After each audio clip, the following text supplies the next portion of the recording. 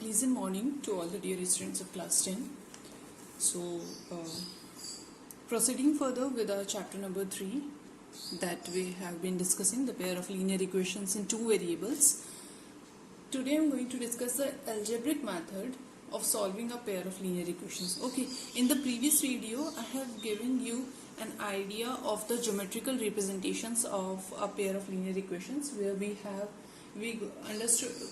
understood that comparing the ratios, okay, comparing the ratios a1 by a2, b1 by b2, c1 by c2, comparing those ratios we can get that which pair of linear equations are intersecting or coincident or parallel. Okay, so we have discussed up to there.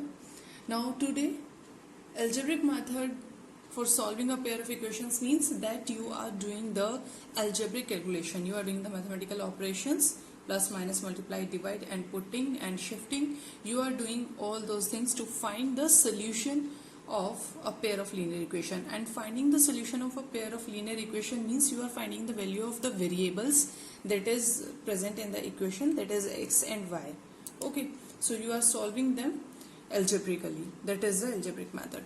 Now, coming to the number of methods, there are three methods. There are three methods of solving a pair of linear equations जो हम discuss करने वाले हैं इस chapter में. First one is substitution method, that is given in your section 3.4.1 in the NCERT. Second is your elimination method, and the third method is your cross multiplication method.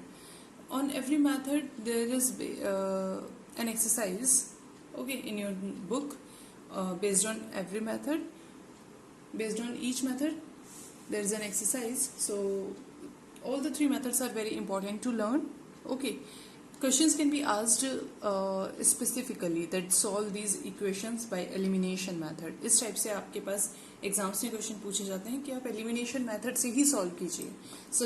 और they can ask that solve these pair of linear equations by substitution method or by cross multiplication method. They can ask you for a specific method. Okay, so now moving further, let us understand and let us know about these methods. First method is your substitution method. And substitution method, जैसे कि name से ही पता चल रहा है कि हम करते क्या हैं, सब्स्टिट्यूट करते हैं. हम सब्स्टिट्यूट करते हैं, इसीलिए इस मेथड को सब्स्टिट्यूशन बोला जाता है.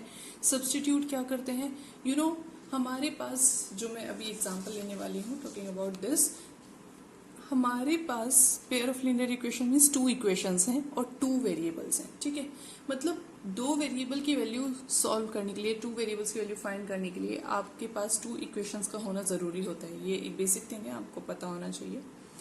सो टू वेरिएबल्स हैं, टू इक्वेशंस हैं. तो हम क्या करते हैं, फर्स्ट वाली इक्वेशन से किसी भी एक वेरिएबल की वैल्यू निकालते हैं. ठीक है, एक्स की निकाल सकते हैं, वाई की भी निकाल सकते हैं इक्वेशन 1 से. उसके बाद जिसकी हमने वैल्यू निकाली है वो वैल्यू को हम पुट कर देते हैं इन द इक्वेशन 2. ठीक है, अगर आप इक्वेशन 2 से वैल्यू निकाल रहे हैं then you will put that value in the equation 1. और आप एक टू वेरिएबल की इक्वेशन को सिंगल वेरिएबल में कर लेते हैं. ठीक है, प्रोसीजर ये होता है कि टू वेरिएबल की इक्वेशन को एक सिंगल वेरिएबल में कर लेते हैं, जिससे कि वो सिंगल वेरिएबल में होने के बाद इजीली सॉल्व हो जाती है एक इक्वेशन. जो आपको पता ही है, सिंगल वेरिएबल में अगर इक्वेशन है तो आप इजीली उसका सोल्यूशन फाइंड कर सकते हैं. ओके, आपको ये और ज्यादा क्लियर हो जाएगा. Let us move further. Here I am going to solve the, I am taking directly question from the exercise. Okay, because substitution method just आप क्वेश्चन से ही समझ पाएंगे. Okay, and I'm just directly taking the question from exercise. Exercise 3.3 from NCERT says that solve the following pair of linear equations by the substitution method. ठीक है, तो इन particular 6 parts हैं आपके and इनको हमें substitution method से solve करना है. Okay, so we see what we will do. This is the question number 1, first part.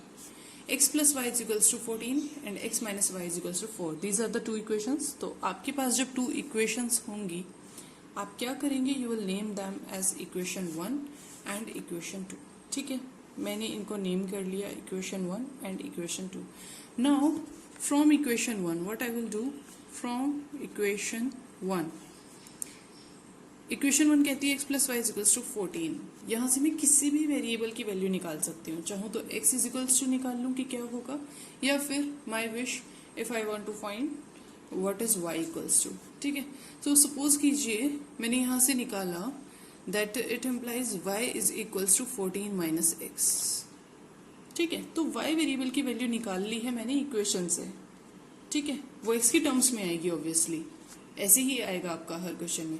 y की वैल्यू निकालोगे तो वो x की टर्म्स में इधर आएगी। ठीक है, नाउ पुट, अभी जो y की वैल्यू मैंने फर्स्ट इक्वेशन से निकाली है ना, ये मुझे इक्वेशन नंबर 2 में रखनी है। मैंने आपको बताया कि एक इक्वेशन से निकालेंगे, दूसरी इक्वेशन में वैल्यू रखेंगे। तो put y is equals to 14 minus x in equation 2। Now equation 2 is x minus y is equals to 4। It implies, अब y की जगह पर मुझे रखना है 14 minus x, x minus bracket में आएगा 14 minus x is equals to 4। Clear है यहाँ तक?